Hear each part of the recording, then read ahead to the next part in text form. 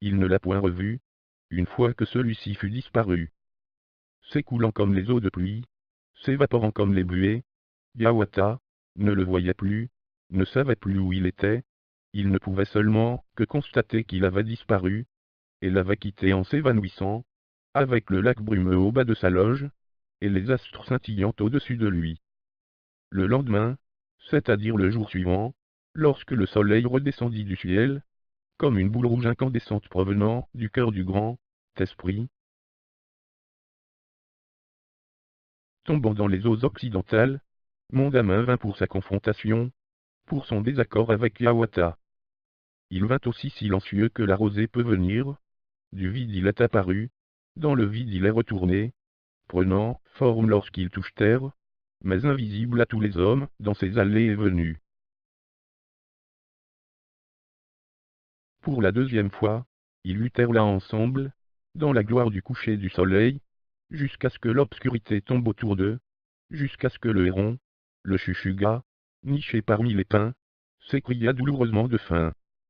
Et Mondamin hésita, puis écouta. Il restait là, grand et beau, dans ses vêtements verts et jaunes. Avec son panache se ballottant au-dessus de lui, haletant, et à bout de souffle, et on pouvait voir la sueur de la rencontre, demeurer sur lui, comme des gouttes de rosée. Et il cria. Oh, Hiawatha! Tu as déjà bravement lutté contre moi, mais par 3 fois, tu dois lutter intrépidement contre moi, pour que le maître de la vie, qui nous voit, te donne finalement la victoire. Alors, il sourit, et dit. À demain, cela sera le dernier jour de notre conflit, aussi le dernier jour de ton jeûne. À la fin, tu me vaincras. À ce moment, tu me feras un lit pour que je puisse m'y étendre, un endroit où la pluie peut tomber sur moi, et où le soleil peut venir me réchauffer. Tu me dévêtiras de mes vêtements verts et jaunes, tu éplucheras mon ballot en plumage, dépose-moi en terre, et travaille là pour qu'elle soit meuble, souple et légère au-dessus de moi. Ne permets à aucune main de déranger mon sommeil, empêche à toute herbe, ou au ver de me nuire, interdis à Kagaji, le corbeau, de venir me hanter, et de me molester. Toi, seul viendras me surveiller, jusqu'à ce que j'aie pris un bon départ, et que je sois en pleine poussée de croissance, jusqu'à ce que je bondisse vers le soleil. Et ce disant, il est parti. Hiawatha s'endormit paisiblement, mais il entendait le Vavonessa, il entendait le bois pourri se plaindre, perché sur son wigwam solitaire. Il entendait le ruisseau s'écouler près de lui, il écoutait le courant Sebovicha parler aux ombres de la forêt. Il entendait le soupir des branches, lorsqu'elles se soulevaient et s'affaissaient au passage du vent de la nuit. Il les entendait, comme quand on entend dans un sommeil, des murmures lointains, des chuchotements rêveurs. Hiawatha s'endormit paisiblement. Nokomis vint le lendemain, sur le 7e jour de son jeûne, elle vint avec de la nourriture pour Hiawatha, elle vint en implorant et en gémissant, que sinon sa faim l'emporterait, qu'autrement son jeûne lui serait fatal. Mais il ne dégusta rien, et n'y toucha point, il lui dit seulement, Nokomis, attends jusqu'à ce que le soleil se couche, jusqu'à ce que l'obscurité tombe autour de nous, jusqu'à ce que le héron, le chuchuga, crie dans les tristes marais, nous indiquant que le jour est terminé. Nokomis pleura sur son retour à la maison, se lamentant à propos d'Hiawatha, craignant que ses forces ne l'abandonnent, au point que son jeûne puisse lui être fatal. Entre-temps, il s'assit là d'attendre pour la venue de Mondamin, jusqu'à ce qu'on voie les ombres se montrer à l'est, s'allongeant sur le pré et la forêt, jusqu'à ce que le soleil quitte le ciel, flottant sur les eaux à l'ouest, comme une feuille rouge en automne qui tombe à l'eau, et se mette à flotter, sombre et puis coule à pic. Et le voici, il est arrivé. Le jeune Mondamin, avec ses belles tresses grimpantes, avec ses vêtements verts et jaunes, avec son long plumage brillant, il demeurait là et faisait signe dans l'embrasure. Et comme marchant dans un sommeil, pâle et hagard, Mais inébranlable, Yawata quitta son wigwam pour venir lutter contre Mondamin.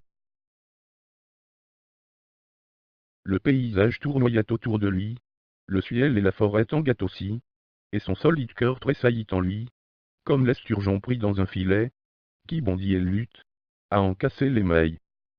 L'horizon rouge rayonnait et s'enflammait, comme un cercle de feu autour de lui, comme si plus de 100 soleils semblaient regarder leur combat. Soudainement, Yawata est resté tout seul sur le pré, haletant avec difficulté, palpitant après sa lutte. Et devant lui reposait sans vie, ne respirant plus, le jeune avec sa chevelure ébouriffée, le plumage déchiré, et ses vêtements en lambeaux, il repose là, mort, au coucher du soleil. Et Yawata victorieux fabriqua, la tombe telle qu'elle lui avait été commandée, dépouilla les vêtements de Mondamin, l'éplucha de son plumage ballottant, le déposa dans la terre qu'il travailla, pour qu'elle devienne meuble et légère sur le dessus.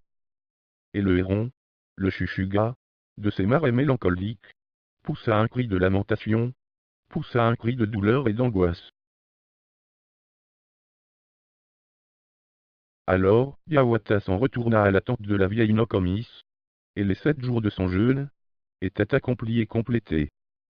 Mais l'endroit ne fut pas oublié, l'endroit où il lutta avec Mondamin ne fut ni oublié ni négligé, c'était là où gisait la tombe réclamée par Mondamin.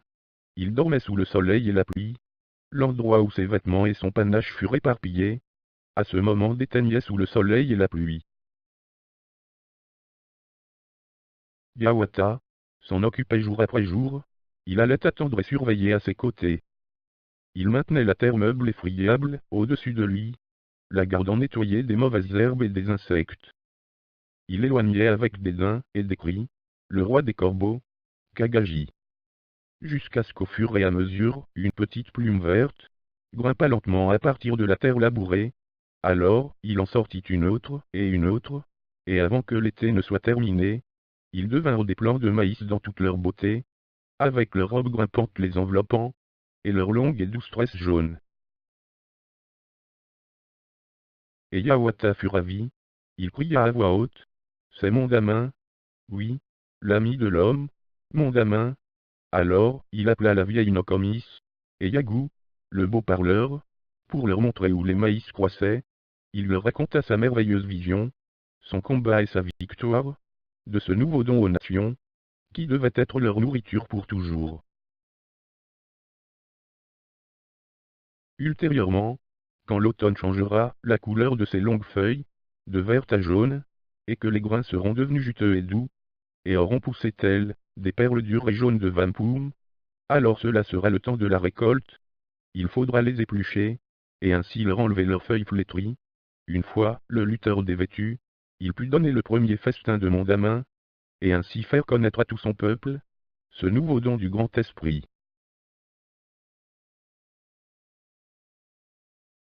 Chapitre 6. Les amis d'Yawata. Yawata avait 2 bons amis, se démarquant de tous les autres, intimement attachés à lui dans la plus noble union, et auxquels il leur avait accordé une grande place, dans son cœur, dans ses joies et ses peines. Il s'agit de Chibiabos, le musicien, et de Kwassine, le colosse. Le sentier de leur amitié courait droit devant eux, aucune mauvaise herbe ne poussait dessus. Les oiseaux moqueurs, les conteurs d'histoires, les querelleurs, n'ont trouvé aucune oreille disposée à les écouter, et ne pouvaient raconter quelque différend que ce soit, qui se serait élevé entre eux, chacun d'eux tenant compte du conseil de l'autre, parlant à cœur ouvert ensemble, examinant comment les tribus indiennes pourraient prospérer, et qui plus est, en mettant à exécution les plans, qui pourraient y contribuer. Le Dushibiabos, le plus estimé des compagnons d'Yawata, était le meilleur de tous les musiciens, il était aussi le plus mélodieux de tous les chanteurs. Il était beau, il avait un visage d'enfant, il était brave comme un homme, doux comme une femme, souple comme de l'écorce de saule, majestueux comme un chevreuil avec son panache. Lorsqu'il chantait, tout le village l'écoutait. Tous les guerriers se rassemblaient à la ronde autour de lui, Toutes les femmes venaient l'entendre. À ce moment, il remuait passionnément leurs âmes, il les bouleversait au plus profond d'eux. Il façonnait des flûtes avec des roseaux creux, produisant des sons si musicaux et si doux, que le ruisseau, Sebovicha, cessait de murmurer dans les boisés, que les oiseaux des bois cessaient de chanter, et l'écureuil, Agidomo, cessait son bavardage dans le chêne, et le lapin, Vabasso, restait assis pour le regarder et l'écouter. Oui, Sebovicha, le ruisseau, disait après une pause, oh, Chibiabos, enseigne à mes vagues à couler harmonieusement, mélodieusement comme les paroles de tes chansons. Oui, le jet bleu, Lovessa, disait envieusement, oh, Chibiabos, enseigne-moi à jouer des tonalités, encore plus agréables et plus variées, enseigne-moi des chansons, qui sont comme pleines de frénésie. Oui, le rouge-gorge, Lopichi, disait joyeusement, oh, Chibiabos, enseigne-moi à siffler sur des tons, encore plus doux et plus affectueux, enseigne-moi à jouer des chansons, qui sont pleines d'allégresse. Et le bois pourri, Vavonessa, disait en sanglotant, oh, Chibiabos, enseigne-moi à chanter sur des tons encore plus mélancoliques, enseigne-moi des chansons qui sont pleines de tristesse. Tous les sons de la nature ont emprunté la douceur de son chant. Tous les cœurs indiens s'attendrissaient, à cause de la tendresse de sa musique. Pour eux, il chantait la paix et la liberté, il chantait la beauté, l'amour, et le désir. Il chantait sur la mort, et la vie après la mort, dans les îles des bienheureux, dans le royaume de Ponema, dans le pays du recommencement. Le Dushibiabos était très cher à Yawata, il était le meilleur de tous les musiciens, il était le plus doux de tous les chanteurs. Il l'aimait pour sa douceur, et la magie de son chant. Kwasine, le colosse, était le plus fort de tous les mortels, il était le plus puissant de tous les hommes. Il était précieux aux yeux d'Yawata, qui l'admirait pour sa très grande force, pour sa force alliée à sa bonté. Dans sa jeunesse, Kwasine était paresseux, très apathique, atone, et rêveur, ne jouant jamais avec les autres enfants, ne pêchant jamais et ne chassant jamais, il n'était pas comme les autres enfants. Mais on voyait qu'il jeûnait beaucoup, il implorait souvent son Manitou, il suppliait beaucoup son esprit protecteur. Sa mère lui disait, « Kwasine, tu es paresseux, dans mon travail, tu ne m'aides jamais. Durant tout l'été, tu as erré, oisivement dans les prairies et les forêts. Durant tout l'hiver, tu as grelotté, tu demeurais au coin du feu dans le wigwam. Durant les jours les plus froids de l'hiver, j'ai dû casser la glace pour la pêche. Tu ne m'aides jamais avec mes filets. Mes filets restent suspendus à la porte, dégoûtant, gelant avec l'eau. Allez, va les tordre, Yenadiz, va les faire sécher au soleil. » Lentement, laissant la braise, Kwasine se leva, mais ne rouspéta point. Il sortit de sa tente en silence, il prit les filets qui pendaient ensemble, dégoûtants et gelants dans l'embrasure. Il les tordit comme un brin de paille, mais, comme un brin de paille, il les cassa, il avait une telle force dans ses doigts, qu'il ne pouvait les tordre sans les casser. Son père lui dit, « Kwasine, tu es paresseux, tu ne m'aides jamais pour la chasse. Tu casses chaque arc que tu touches, tu mets en pièces chaque flèche.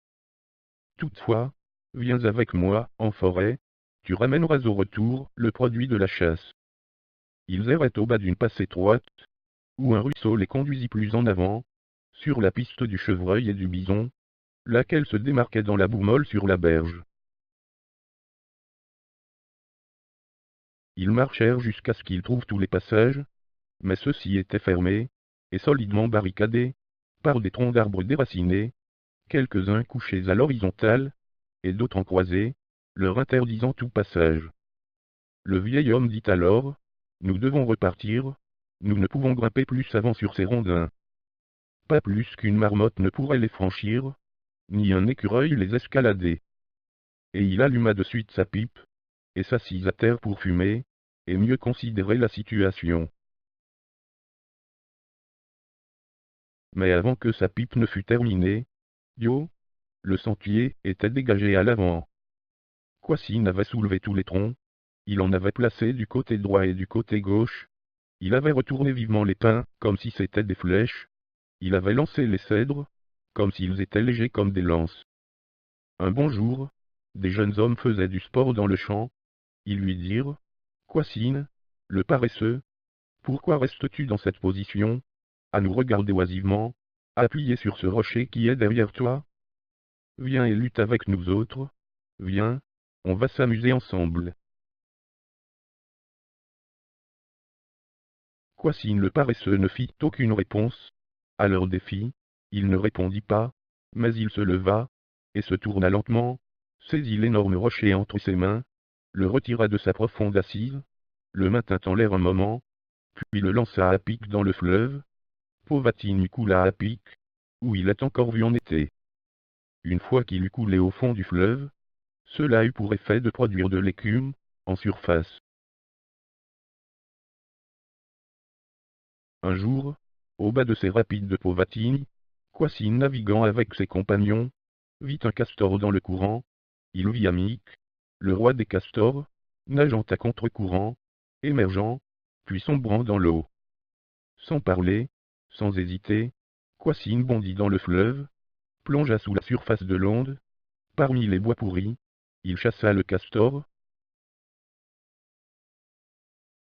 le suivit parmi les îles, il resta si longtemps sous l'eau, que ses compagnons terrifiés, crièrent, « Hélas, nous pouvons dire adieu à Kwasine. Nous ne verrons plus jamais Kwasine. » Mais il reparut triomphant, et sur ses fortes épaules, il ramenait le castor, mort et dégoûtant, il amenait le roi de tous les castors. Et comme je viens de vous le raconter, ces deux-là étaient les bons amis d'Hiawatha, Chibiabos, le musicien, et Kwasine, le colosse. Ils vécurent longtemps en paix ensemble, parlant à cœur ouvert ensemble, examinant comment les tribus indiennes pourraient prospérer, et qui plus est en mettant à exécution, les plans pouvant y contribuer.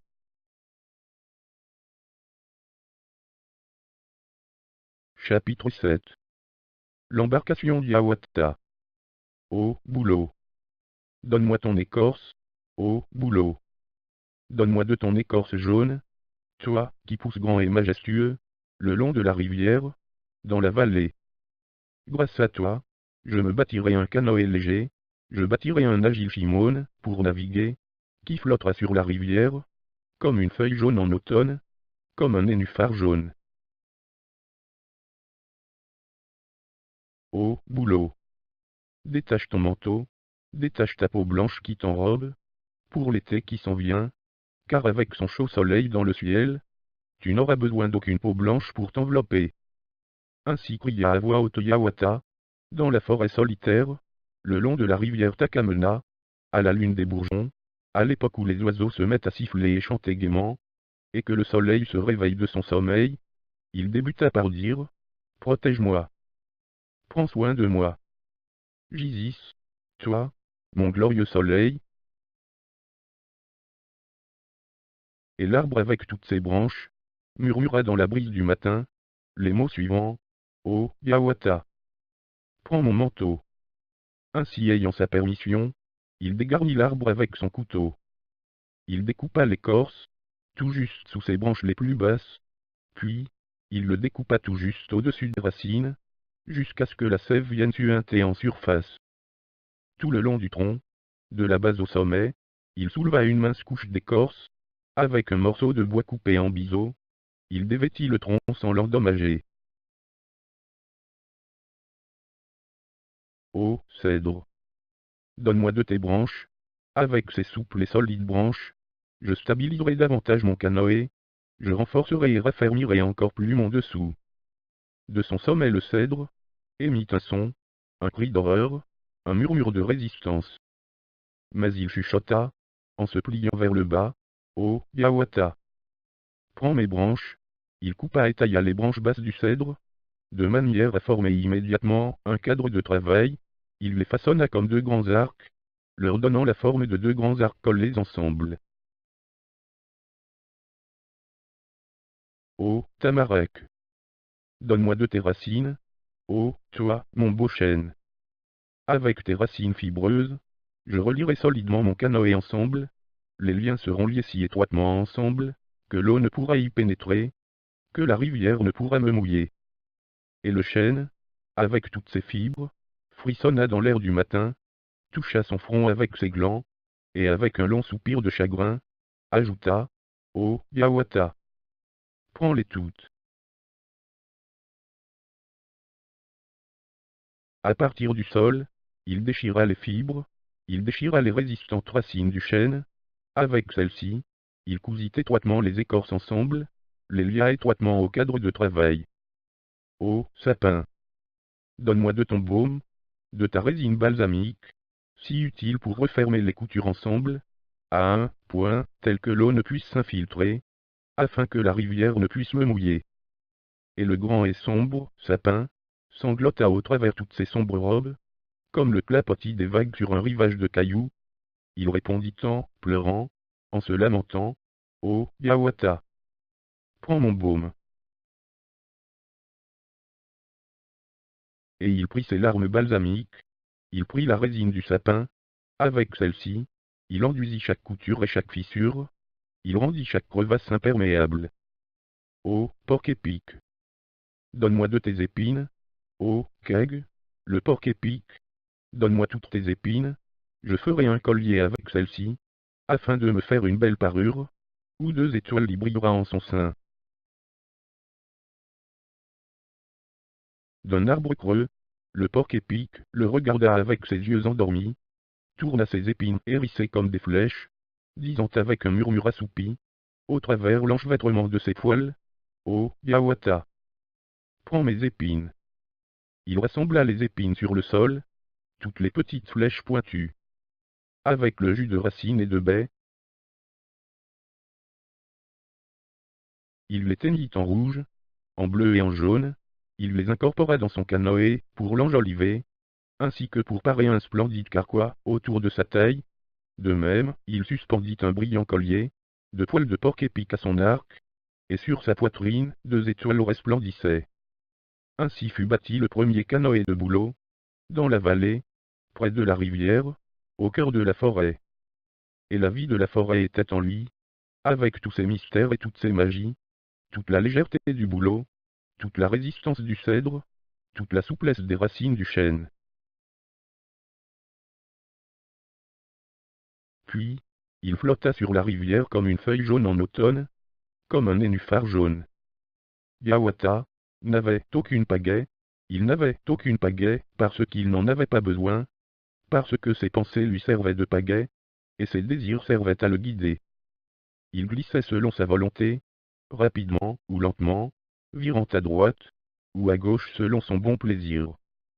Alors, il appela à voix haute Kwasine, son ami, le colosse, lui disant, « M'aiderais-tu à nettoyer cette rivière, de ses billots coulés, et de ses hauts fonds de sable ?»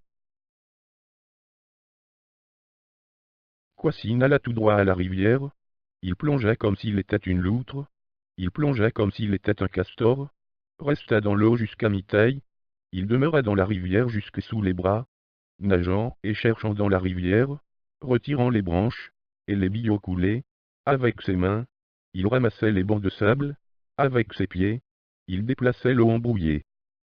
Et c'est ainsi que navigua notre cher Yawata, en descendant le courant de la Takamenave, il navigua dans tous ses contours et sinuosités,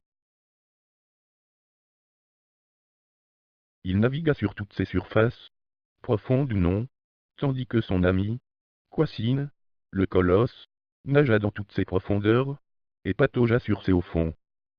Ils allèrent autant en amont qu'en aval de la rivière, sur et autour de ces îles, nettoyant son lit des racines et des bancs de sable, sortant les arbres morts de son chenal, afin de faire un passage sûr et sécuritaire pour les Indiens, depuis ces ruisseaux dans les montagnes, jusqu'aux eaux de la Povatini, jusqu'à la baie de la Takamenave. Chapitre 8. La pêche d'Yawata. Bien en aval sur le Jitchegumi, sur les bords des grands lacs, avec sa ligne à pêche en cèdre, fabriquée avec des écorces tressées de cèdre. Il s'était rendu là, pour attraper l'esturgeon Nama, le Miché Nama, le roi des poissons, exultant dans son canoë de bouleau. Yawata y était allé tout seul. Sur l'onde claire et transparente, il pouvait voir les poissons nager sous lui, loin au fond dans les profondeurs. Il vit la perche jaune, le sava, comme un rayon lumineux dans l'eau. Il vit le chavgashi, l'écrevisse, comme une araignée sur le fond blanc et sablonneux. Yawata s'était assis d'un air impassible, avec sa ligne à pêche en cèdre. La brise du matin jouait dans son panache de plumes, comme dans les branches d'une pruche. Sur les branches, avec la queue dressée, Adjidomo l'écureuil était assis. Dans sa fourrure, la brise du matin jouait comme dans les champs de la prairie.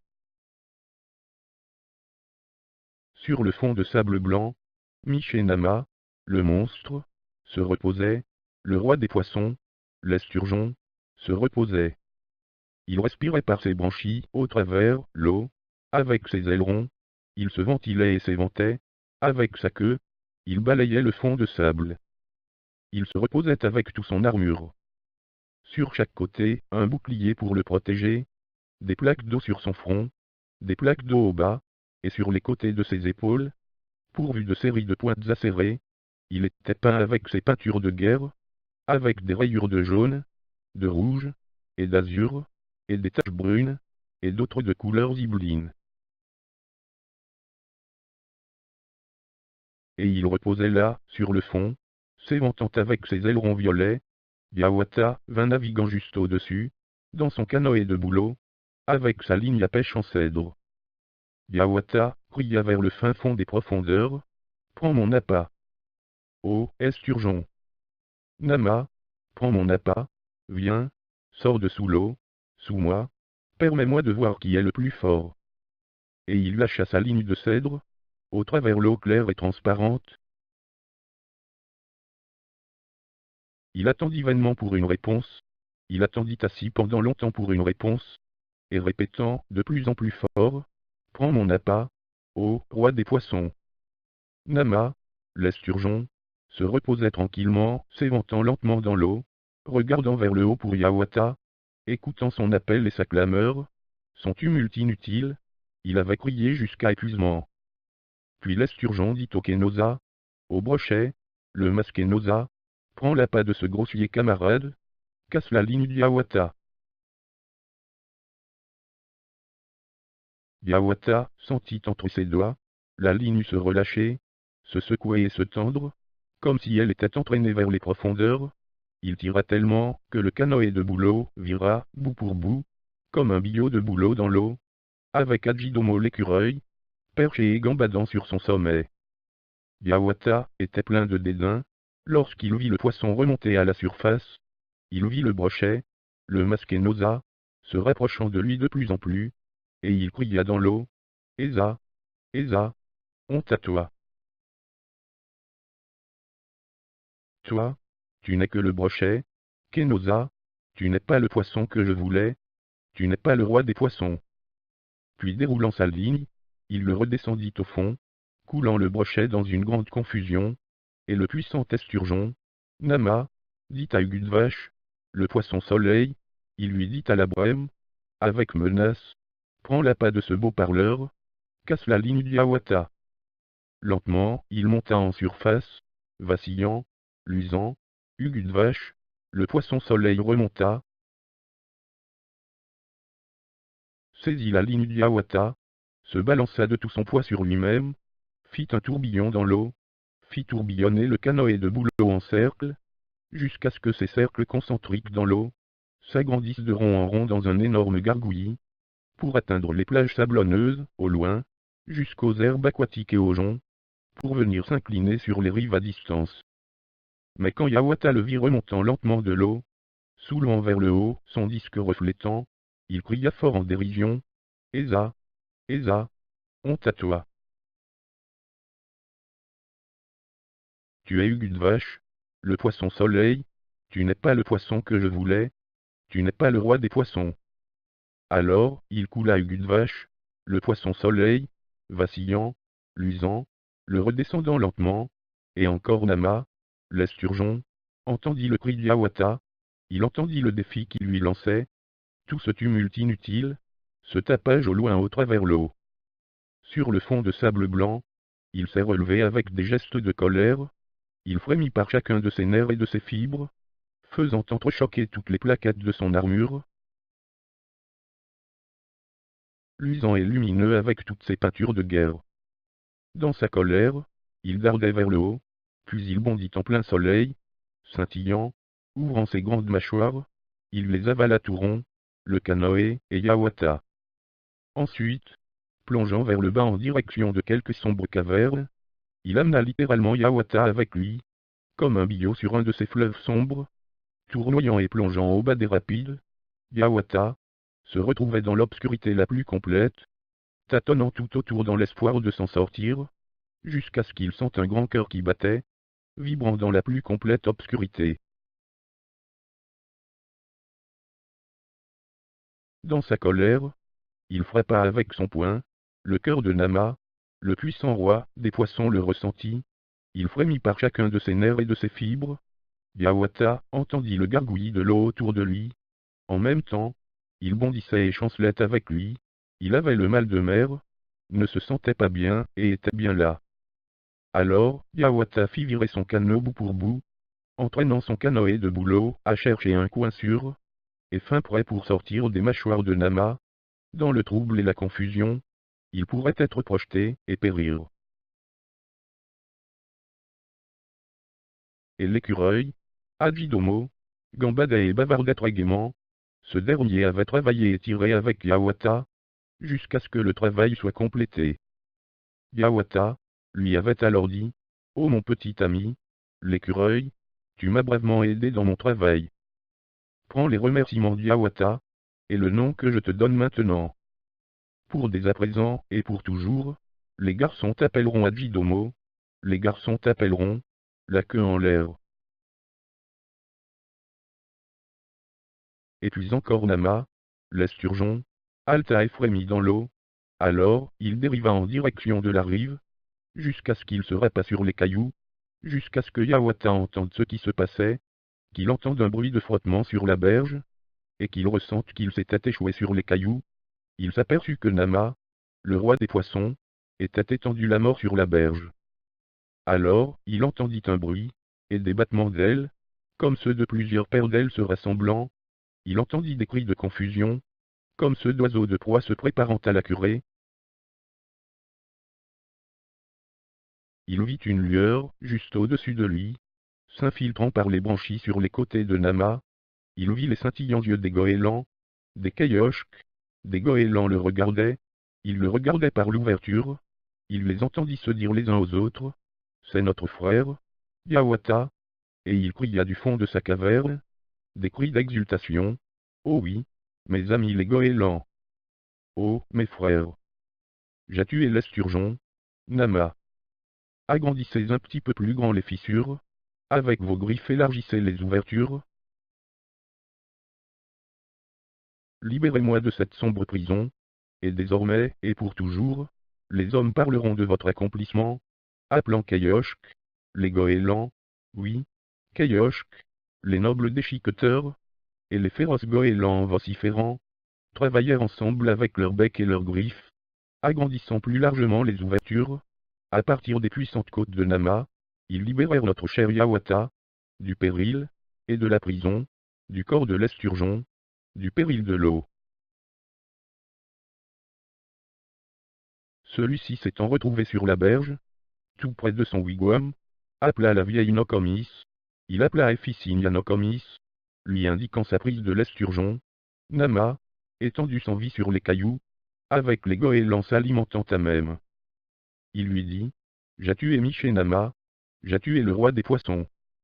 Regarde, les goélands s'alimentent sur son corps, oui, mes amis Kayoshk, les goélands. Ne les ai conduits pas, au loin, Nokomis. Ils m'ont sauvé d'un grand péril, ils m'ont permis de sortir du corps de l'esturgeon. Attends s'il te plaît, jusqu'à ce que leur repas soit terminé, jusqu'à ce que leurs estomacs soient rassasiés de leur festin, jusqu'au retour des mouches, au coucher du soleil, et jusqu'à ce qu'ils retournent dans leur nid parmi les marais.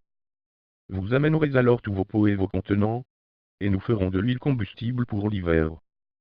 Et elle attendit jusqu'au coucher du soleil, jusqu'à ce que la lune blême, le soleil de la nuit, monte au-dessus de l'eau tranquille, jusqu'à ce que les caillochques, les goélands aient assouvi leur faim.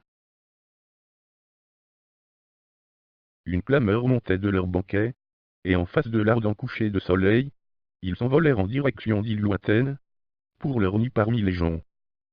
Hiawatha partit se coucher, et Nokomis quant à elle, commença à peiner, travaillant patiemment au clair de lune, jusqu'à ce que le soleil, et la lune, changèrent de place, jusqu'à ce que le ciel soit rouge, à l'aube, et les caillochques, les affamés goélands, revinrent des îles de roseaux, vociférant pour leur banquet du matin. 3 nuits et 3 jours entiers de suite, la vieille Nokomis et les goélands, dévêtirent la chair huileuse de Nama, jusqu'à ce que les vagues aient lavé ses côtes osseuses, jusqu'à ce que les goélands ne viennent plus, et que sur les sables, il ne reste plus rien, que le squelette de Nama.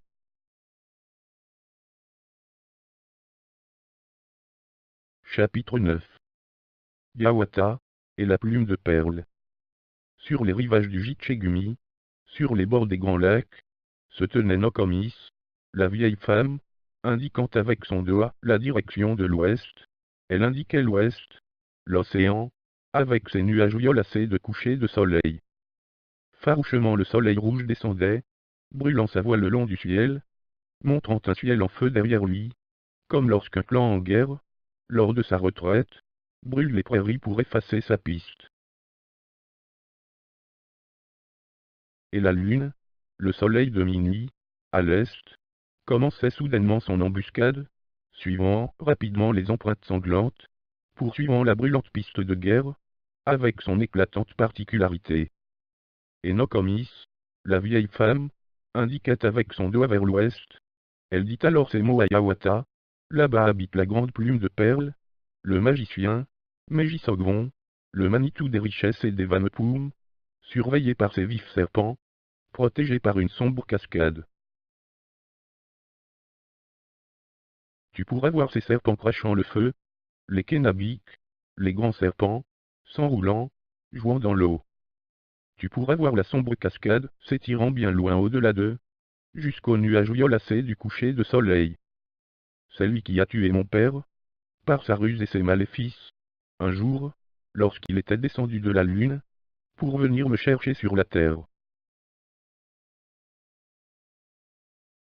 Lui, le plus puissant des magiciens, avait envoyé la fièvre des marais, il avait envoyé des vapeurs pestilentielles, il avait envoyé des exhalaisons empoisonnées, il avait envoyé le brouillard blanc sortant du sol, il avait envoyé la maladie et la mort parmi nous.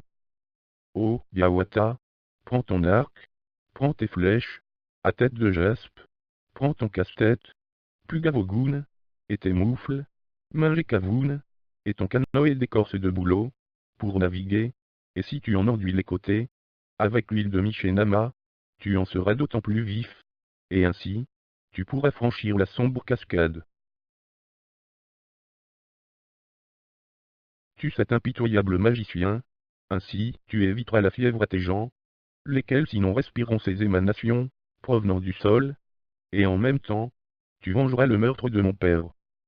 Alors notre cher Hiawatha partit sur le champ, armé avec tout son attirail de guerre, s'élança avec son canoë d'écorce de bouleau pour naviguer. Avec ses paumes, il en tapotait les côtés, disant avec joie: Shimon, mon cher ami, oh, mon beau canoë d'écorce de bouleau, transporte-moi, où tu verras des serpents crachant le feu, où tu verras la sombre cascade. Le Shimon le transporta d'un bond en avant, et le noble Hiawatha chanta farouchement sa chanson de guerre, et au-dessus de lui se trouvait l'aigle de guerre, le queneux, le grand aigle de guerre, le maître de tous les volatiles ayant des plumes, criant et dévalant dans le ciel. Bientôt, il atteignit les serpents ardents, les Kenabiques, les grands serpents, bêtes énormes couchés sur l'eau, s'ébattant, s'éclaboussant dans l'eau, couchés de travers en face du passage, avec leurs flamboyantes couettes relevées, expirant des vapeurs, et de la brume dense, si bien qu'aucun ne pouvait passer au-delà d'eux. Mais l'intrépide Yawata cria à voix haute, et dans ce langage poli, « Me permettez-vous de passer ma voix, Kenabik, permettez-moi de continuer mon voyage. » Et ils dirent, en chuintant farouchement, avec leur haleine ardente cette réponse, « Arrière, retourne chez toi. Oh, Shogodaya. Retourne chez la vieille Nokomis, cœur défiant. » Alors, Yawata se fâcha, soulevant son puissant arc de bois brûlé, il saisit ses flèches de jaspe et visa, et il tira à toute vitesse parmi les serpents. Chaque fois que vibrait la corde de l'arc, c'était un cri de guerre, et un cri de mort, chacune des flèches filait à toute allure, c'était une chanson de mort pour les Kenabiks.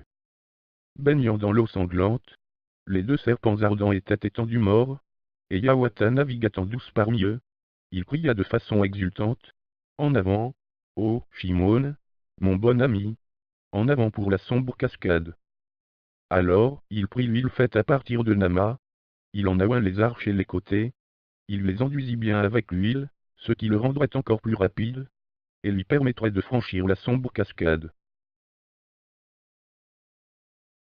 Durant toute la nuit, il navigua sur celle-ci, naviguant sur une eau inerte, couverte avec ses vieilles moisissures, noire avec ses joncs pourris, encombrée d'algues, et de nénuphars, stagnante, sans vie, lugubre, sinistre, allumée par un clair de lune chatoyant, illuminée par la lueur des spectres, par la lueur des fantômes d'hommes morts ravivés, dans leur campement nocturne.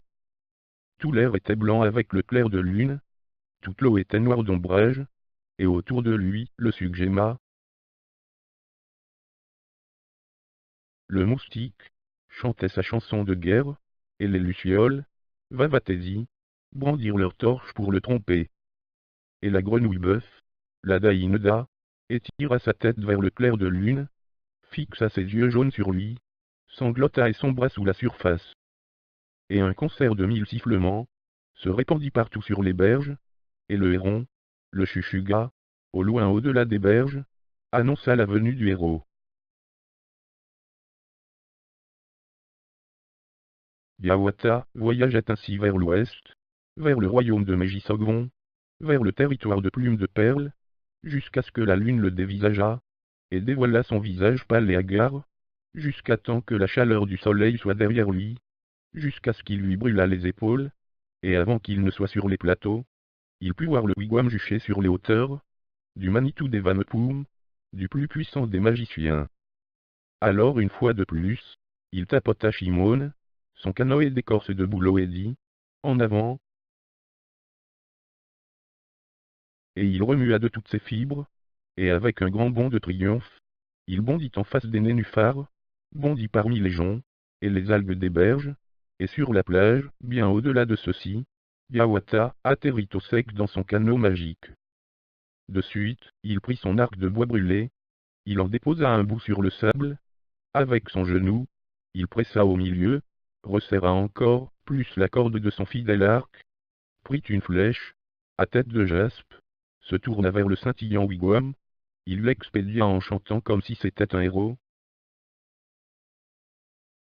comme un porteur de son message, criant son défi haut et fort, « Viens et sors en avant de ta tente, Plume de Perle. » Yawata attend ta venue. Tout de suite du brillant wigwam arrive le puissant Mégisogvon, grand de stature, large d'épaules, d'un aspect sombre et terrible, vêtu des pieds à la tête avec des vampoum, armé avec toutes ses armes guerrières, peint comme le ciel du matin, strié de couleurs, cramoisi, bleu, et jaune, avec un panache en crête garni de grandes plumes d'aigle, grondant haut et fort. « Yawata, je te connais bien. » Il criait comme une voix de tonnerre, dans un ton de forte dérision. « Dépêche-toi de t'en retourner, ô Shogodaya. Dépêche-toi de t'en retourner parmi les femmes, retourne chez la vieille Nokomis, cœur faible. Je vais te tuer ici même, comme j'ai tué le père de la vieille. Mais le noble Hiawatha ne répondit pas, rien ne l'intimidait, il ne craignait rien, tes grands mots ne frappent pas aussi dur que mon casse-tête, le souffle d'un vantard ne vaut pas une bonne corde à un arc, tes injures ne sont pas aussi tranchantes que mes flèches. Mes actions sont plus efficaces que toutes tes belles paroles, mes actions sont plus puissantes que toutes tes fanfaronnades. Alors commença la plus grande bataille, que le soleil ait jamais vue, que les oiseaux de guerre n'aient jamais assisté. Il dura une journée entière en été, de l'aube jusqu'au coucher du soleil. Pour ce qui est des flèches lancées par Hiawatha, ils frappèrent de façon inoffensive, la chemise de Wampum. De même que tous les coups qu'il lui avait infligés, même ses moufles, Minge et Kavoun, furent sans effet, ainsi que les durs coups de casse-tête, ne lui firent aucun mal. Ceux qui auraient pu réduire en miettes des rochers, n'avaient pas même réussi à briser l'émail de sa chemise magique de Wampum. Jusqu'au moment où au coucher du soleil Hiawatha, se penchant sur son arc de bois brûlé, blessé, là, et abattu, avec son puissant casse-tête cassé, avec ses moufles déchirés et en lambeaux, et ne lui restant plus seulement que 3 flèches inutilisables, hésitant, il se reposa un peu sous un pin, dont les branches traînaient jusqu'aux mousses, et dont le tronc était enduit et recouvert, tout autour, avec le cuir des mocassins d'hommes morts, et recouverte aussi de moisissures blanches et jaunes. Soudainement d'une des branches du dessus, chanta Mama, le pivert, Hiawatha, vise bien avec tes flèches, à la tête de Megissogwon, frappe la touffe de chevelure sur le dessus de sa tête, à la base de ses longues tresses noires. C'est le seul moyen de le blesser. La flèche d'Hiawatha s'envola à vive allure, avec ses plumes pour la guider, avec sa pierre de jaspe pour l'incliner, juste au moment où Megissogwon se courbait, soulevant une lourde pierre pour la lui jeter. Il le frappa en plein dans sa couronne, aux racines de ses longues tresses.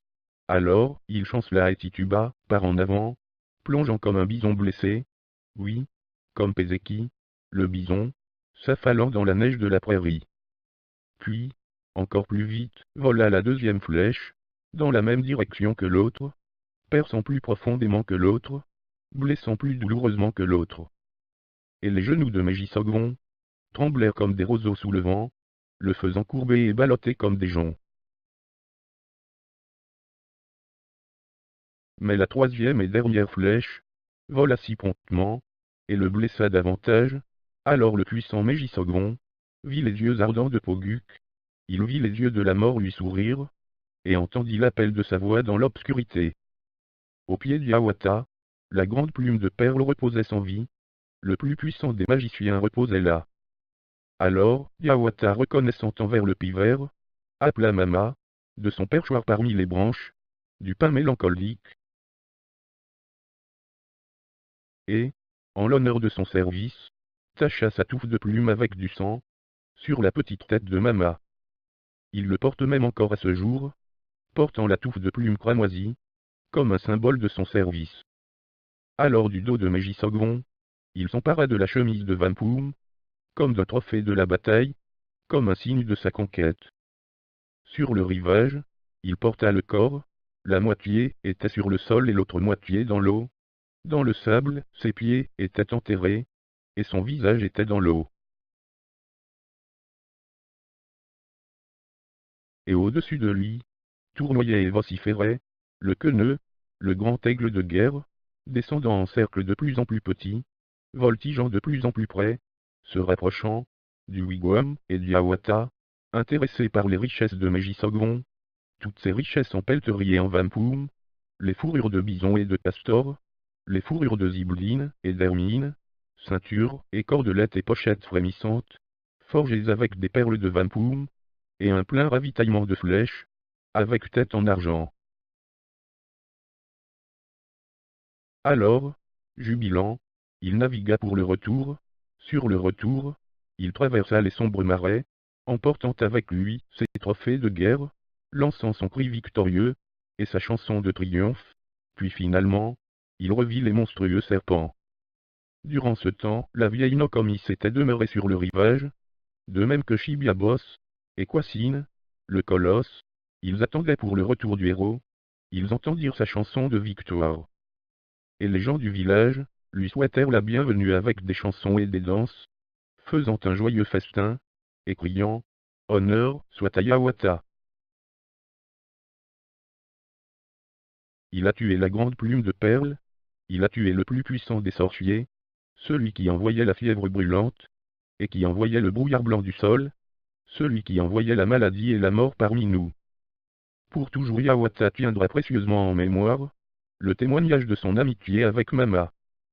Comme une marque de ce souvenir, comme parure, il orna la tige de sa pipe, avec une touffe de plumes cramoisies, celle avec du sang rouge provenant de la crête de Mama.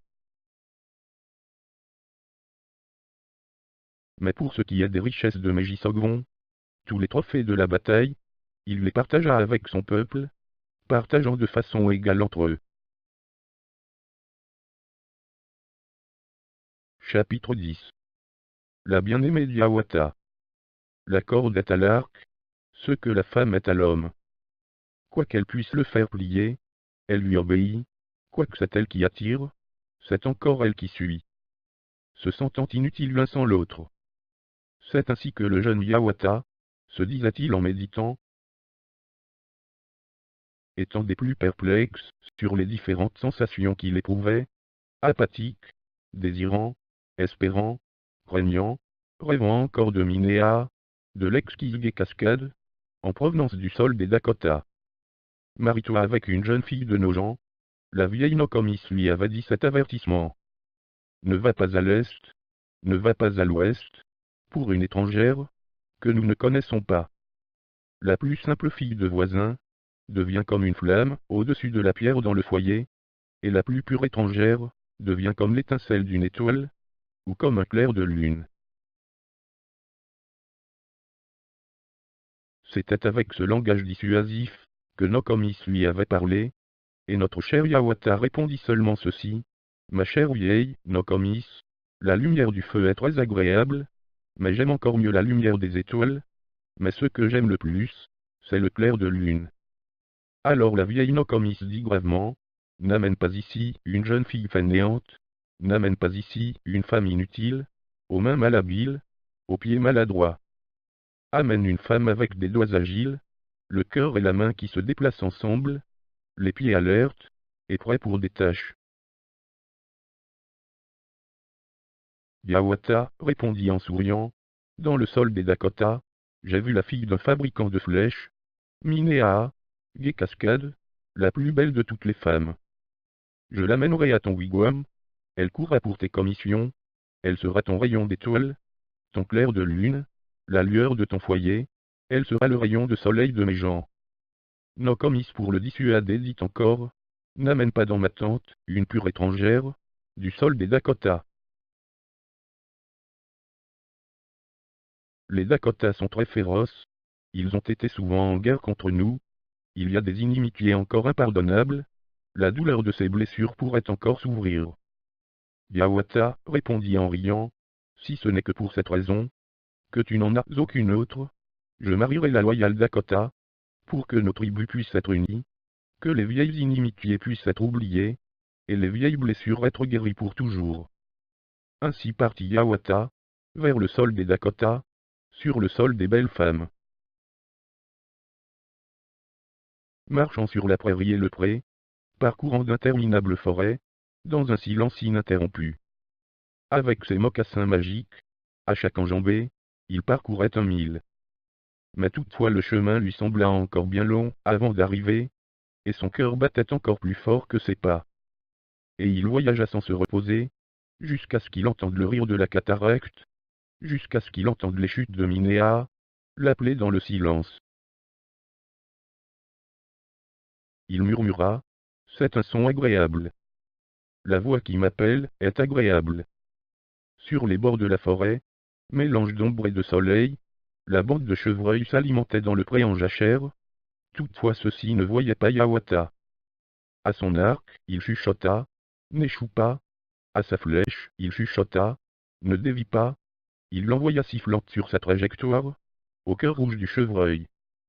Il déposa le chevreuil en travers ses épaules, et sans hésiter, il accéléra son chemin.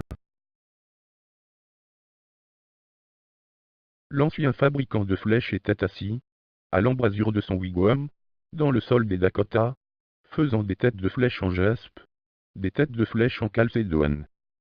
À son côté, dans toute sa beauté, était assise l'exquise Minéa, sa fille, Gai Cascade, était assise, tressant des nattes de roseaux et de joncs. Les pensées du vieil homme étaient dans le passé, et l'avenir de la jeune fille. En ce moment où il était assis, il se mit à penser, au jour quand avec de telles flèches, il avait frappé le cerf et le bison, sur le muscadet, le pré. Tiré sur les oies sauvages, volant vers le sud, sur l'aile, du vociférant Vava. Pensant aux nombreux clans de guerre, qui venaient lui acheter ses flèches, parce qu'il ne pouvait lutter sans ses flèches. Ah, on ne pouvait plus trouver sur la terre, des guerriers aussi nobles, que ceux-ci avaient pu l'être. Maintenant, les hommes étaient tous comme des femmes, employant seulement leur langue comme arme. Tandis que sa fille pensait à un chasseur, d'une autre tribu, et d'un autre pays, jeune, grand et très beau, qui un matin, du printemps, était venu acheter des flèches de son père. Il s'était assis et s'était reposé dans leur wigwam. Elle s'était longuement attardée dans l'embrasure, le regardant lorsqu'il était reparti. Elle avait entendu son père le complimenter sur son courage, et à propos de sa sagesse. Reviendra-t-il pour des flèches, aux chutes de Minéa?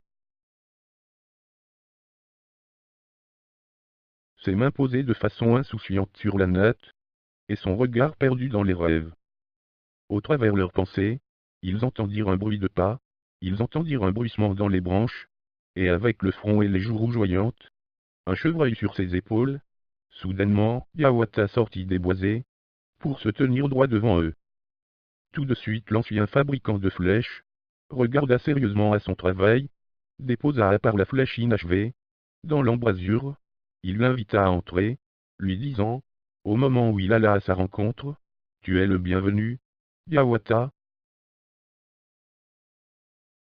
Au pied de Gai Cascade, Yawata déposa son fardeau, rejetant le chevreuil rouge sur ses épaules. Et la jeune fille éleva son regard vers lui, le regarda de sa natte de jonc, lui dit avec un superbe accent et un doux regard, « Tu es le bienvenu, Yawata. » Le wigwam était très spacieux, fait de peau de chevreuil qui l'habillait et l'éclairait, avec les Manitou des Dakotas, dessinés et peints sur ses rideaux, et l'embrasure était tellement grande qu'Yawata ne se courba guère pour entrer, il passa dans l'embrasure n'y touchant à peine, de son panache de plumes d'aigle. Alors, Gai Cascade, la belle Minéa, s'est levée du sol, déposa à part le tapis inachevé, puis, elle prépara de la nourriture qu'elle leur servit, elle leur amena de l'eau du ruisseau, elle leur donna de la nourriture dans de la vaisselle d'argile, elle leur donna à boire dans des bols à base en bois, elle écoutait tandis que le convive parlait, elle écoutait tandis que son père répondait, pas une seule fois, elle n'ouvrit les lèvres pour parler, elle ne proféra aucun mot. Oui, elle écoutait comme dans un rêve, au mot d'Yawata, lorsqu'il parlait de la vieille Nokomis, qu'il avait soignée depuis sa plus tendre enfance, et lorsqu'il disait du bien de ses compagnons, Chibiabos, le musicien, et Kwassine, le colosse, et du bonheur, et de l'abondance, sur le sol des Ojibwés, sur un territoire agréable et paisible. Après beaucoup d'années de guerre, beaucoup d'années de dissension et de carnage, il y a la paix entre les Ojibwés et la tribu des Dakotas. Continua ainsi Yawata. Et alors, il ajouta, parlant lentement, que cette paix peut durer, pour toujours, et nos mains être fermées plus étroitement, et nos cœurs être plus unis, accordez que cette jeune fille, Minéa, la plus exquise de toutes les femmes des Dakotas, que Gai Cascade, devienne ma femme. Et l'ancien fabricant de flèches, hésita un moment, avant de répondre, en fumant un peu tandis que dans le silence, il regarda fièrement vers Yawata, regardant affectueusement vers Gai Cascade, il répondit très gravement, « Oui, si Minéa a le désir. » Permets à ton cœur de parler, Minéa. Et l'exquise cascade sembla encore plus ravissante que si elle n'eût point bougé de sa place, qu'elle eût été, disposée ou non, que lorsqu'elle alla vers Yawata, pour prendre délicatement le siège à côté de lui, elle rougissait au moment où elle lui dit « Je vous suivrai, mon époux ». Ce fut la jolie et tendre moitié d'Yawata. Et c'est ainsi qu'il avait gagné la fille de l'ancien fabricant de flèches du sol des Dakota. Ils sont partis du wigwam, conduisant avec lui Gai Cascade. Main dans la main, ils allaient ensemble, au travers les boisés et les prés. Ils sont partis, laissant le vieil homme seul, dans l'embrasure de son wigwam, à entendre les adieux de Minéa, leur répondant à distance, pleurant pour eux, longtemps après qu'ils soient partis. Oh, Minéa! Bon voyage, tout ira bien. Et l'ancien fabricant de flèches est retourné à nouveau à son travail, assis à terre dans l'embrasure ensoleillée, murmurant en lui-même, il se disait, c'est ainsi que nos filles partent, celles que nous aimons, celles-là même qui nous aiment. Justement au moment où elles ont appris à nous aider, quand nous sommes vieux, et dépendants d'elles, vient une jeunesse avec des plumes déployées, avec sa flûte en roseau, un pur étranger, errant avec sa flûte dans le village, il fait un signe à la plus jolie des jeunes filles, la plus aidante, et elle le suit où il la conduit, quittant toute chose pour l'étranger. Le voyage de retour fut très agréable, parcourant d'interminables forêts, traversant les prairies, montant et descendant les montagnes, flottant sur les fleuves et les rivières, parcourant collines et vallées. Tout cela sembla avoir été bref pour Yawata, quoiqu'ils aient voyagé très lentement, tant il assurait et relâchait son pas, pour assurer ceux de Gai Cascade. Au travers les rapides, et sur les larges rivières, il traversait la jeune fille dans ses bras. Il la trouvait légère comme une plume, comme celle de son panache sur sa tête. Il débroussaillait le sentier pour elle, inclinant de côté les branches encombrantes, fabriquant la nuit un abri de branches, et un lit avec des branches de pruche. Ensuite, il préparait un feu devant l'embrasure, avec des bûches sèches de pin. Tous les vents soufflaient dans la bonne direction pour eux, autant sur les prairies, que par les forêts. Tous les astres de la nuit les regardaient, surveillant avec des yeux insomniaques leur sommeil. De son embuscade dans le chêne, l'écureuil, Ajidomo, leur jeta un coup d'œil furtif, surveillant avec des yeux envieux les amants. Et le lapin, Vabasso, détala du sentier devant eux, les regardant furtivement de son terrier, assis droit sur ses hanches, surveillant avec des yeux curieux les amants. Le voyage de retour fut enchanteur. Tous les oiseaux chantaient fort et gaiement, les chansons heureuses, celles qui allègent le cœur. L'ovessa, le jet bleu chantait, heureux sois-tu, Yawata, d'avoir une telle femme qui t'aime. Le rouge-gorge, l'opichi, chantait, heureuse sois-tu, Gai Cascade, d'avoir un époux aussi noble. Le soleil du haut du ciel les regardait bienveillamment au travers les branches, leur disant « Oh, mes enfants, l'amour est un soleil, la haine est la pénombre, la vie est parsemée d'ombre et de soleil, gouverne par amour, oh, Yawata ». Du ciel, la lune les regarda, remplissant leur abri avec des splendeurs mystiques, leur chuchotant « Oh, mes enfants, le jour est agité, la nuit est tranquille, l'homme est brusque, la femme est faible. La moitié m'appartient, bien que je doive suivre. Règle tout, par la patience, Gai Cascade. Ainsi fut le voyage de retour. Finalement, Yawata était revenu, à la tente de la vieille Nokomis, pour amener le clair de lune, la brillante étoile, la lueur de la flamme, pour amener le soleil à ses gens, Minéa, Gai Cascade, la plus belle de toutes les femmes, du sol des Dakota, du territoire des belles femmes.